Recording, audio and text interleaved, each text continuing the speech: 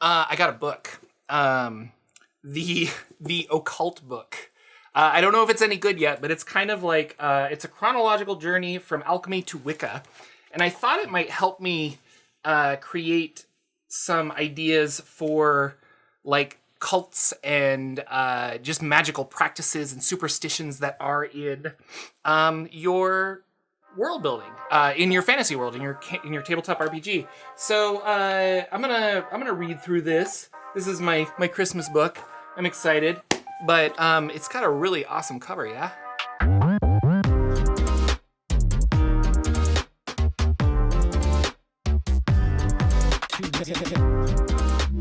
Hey everybody, Jordan here. The PH is silent. We're doing Endegar world building. This is day 26. If you're watching this in order, this is the day after Christmas, which means I'm filming it on Christmas, which means that my baby boy is asleep and it allows me to do some world building with you. So we should jump over to Notion and let's get started. Hello, ladies and gentlemen. Welcome back. We're day 26, 4 days left. I'm realizing I don't think I knew exactly what this challenge would do, other than I wanted something to kickstart this world building thing. And I've learned a lot and I've grown the world. I think like the month of January, I want to continue some of these videos. Maybe I'll do like a every 2-week update or something. And I think that could be a lot of fun just to keep working on stuff, but at a not a daily pace, so I can go back to doing other videos and other things as well. But this has been really fun. 4 days left, really excited. Today we're talking about basically like what's not working, and we're gonna talk about the deities. So jumping in, that's the wrong screen. Here's the right one. So jumping in to our thing today, our 30-day world challenge is AntiWhatIf. So this is day 26, and it says AntiWhatIf. So this is in your world that you're building, like what are the things that just don't work? What's contradictory ideas? And I've had a few people write comments that they say you get really, well, one person in particular, and I'm sorry, I don't remember your exact name, but they wrote a comment that said something to the effect of you really like A, and so you're trying to put it into your, system, tabletop RPG campaign setting, but does it really belong there? And in that specific example, I think they were talking about the orrery that I wanted to put on the central island. And he's right. Like a lot of my tabletop experience, a lot of me running Dungeons and Dragons has been, wow, I want to put my players in a desert because deserts sound cool to me. And then I would do it. And my players were just happy to play. So we did whatever I wanted to do because I thought it was interesting. And like, I want to run a game like this. Never even really thinking that a game or a setting should have really defined areas and mechanics. And like the setting kind of dictates how you want to eventually play, like what kind of game you're aiming at. So this is a good question, and it got me thinking a lot today as I was going over this before recording, and just like the contradictory ideas. So I wanted to, contradictory ideas, what are, I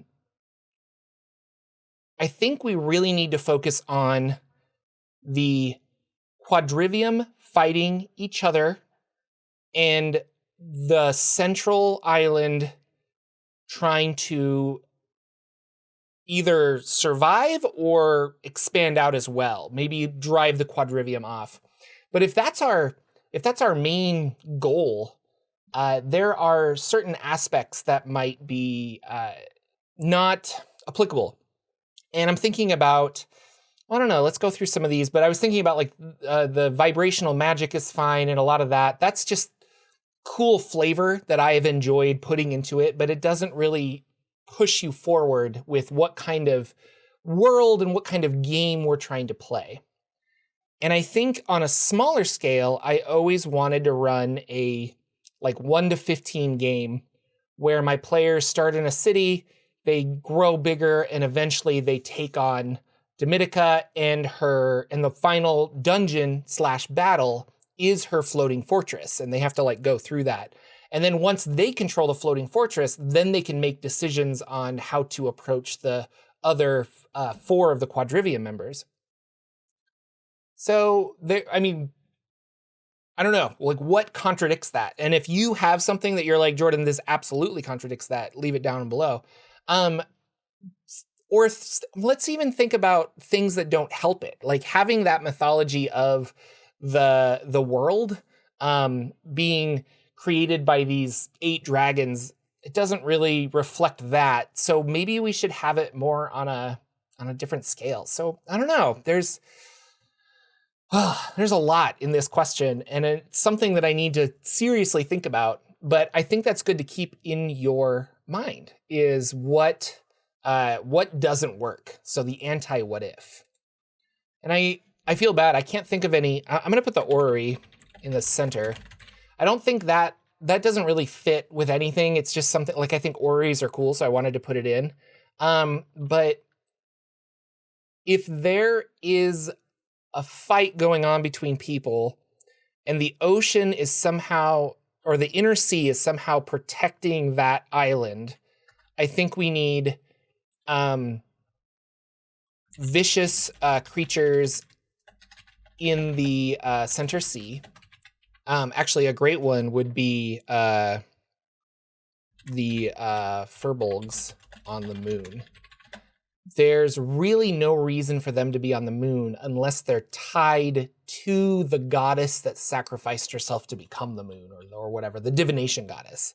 And even then, is it really important? They feel like they're from another campaign setting that were like placed into this one. You know, it'd be like playing a Githzerai in Forgotten Realms. Like, it's applicable, but like we don't grow up in Githzerai societies on the Forgotten Realms, or you know, in Faerun. It just kind of doesn't make sense. So we'll say furbolgs on the moon with their harpoons, the kindly ones. That also might be one that doesn't work. Again, when I was creating a mythology, it sounded really cool, but it doesn't necessarily tract with like pact keepers and things like that. And, you know, to an extent, maybe this idea of maybe the dragon isn't working. I wanted this one singular powerful dragon, but that seems really cool if I was doing like a Lord of the Rings setting, but doesn't seem as cool in a D&D setting. Or maybe I'm overthinking it. And actually, some of the gods I need to rethink. So for right now, I like this. I need to rethink the kindly ones, the fates, furbolgs on the moon with their harpoons, vicious creatures in the sea. I think that's something I need, so I'm going to add that. And then the orrery in center. So, yeah. And I think I can change this into a heading. There we go. So.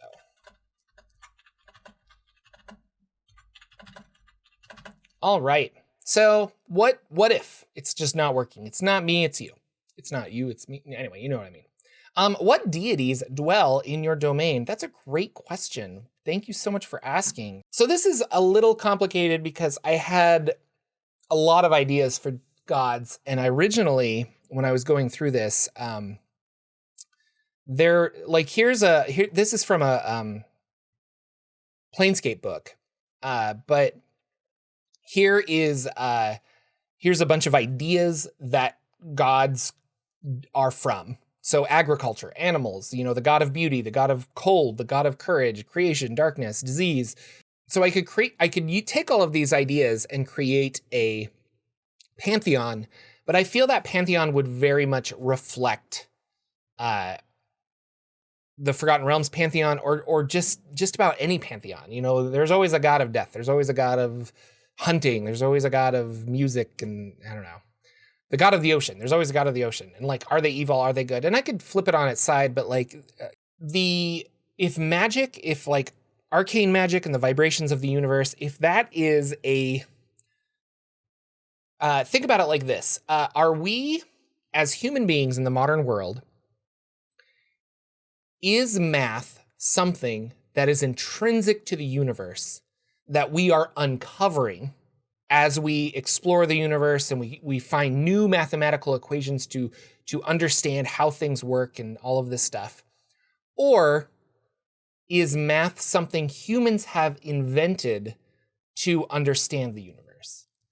And there is an argument for both sides, because there is a mathematical harmony to a lot of like atoms, and snowflakes are always hexagons and things like that.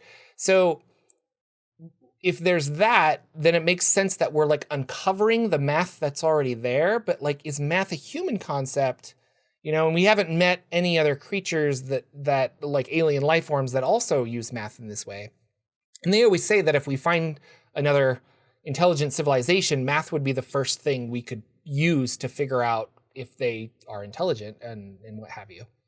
So what if arcane magic is the same way? Or just magic in general?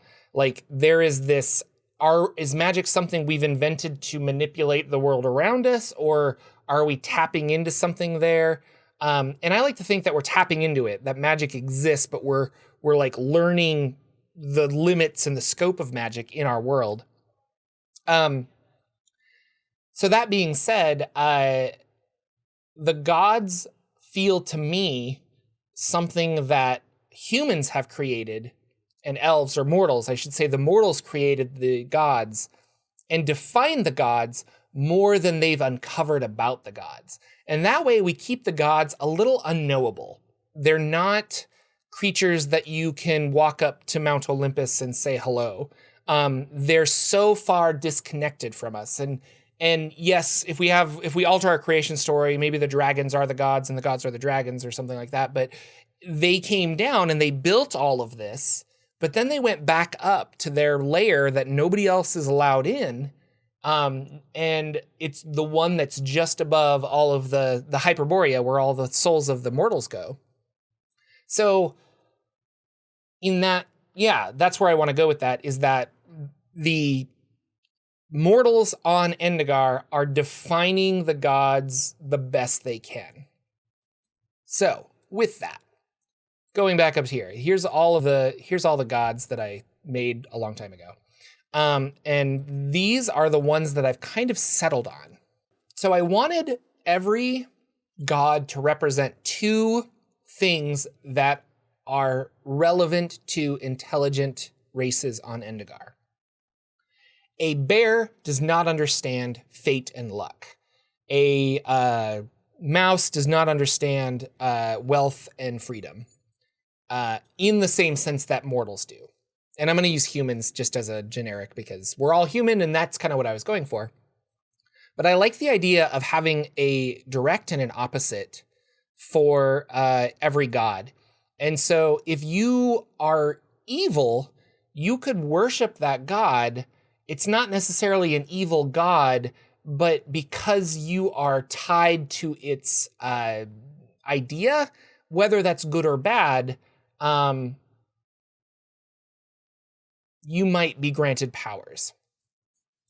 And I don't know if that fits into a D&D setting, you know, or just a tabletop RPG setting in general, because how could you have, like, I'm the lawful good paladin of deception, you know? And to be honest, I don't know. I have not thought this out as thoroughly as I need to.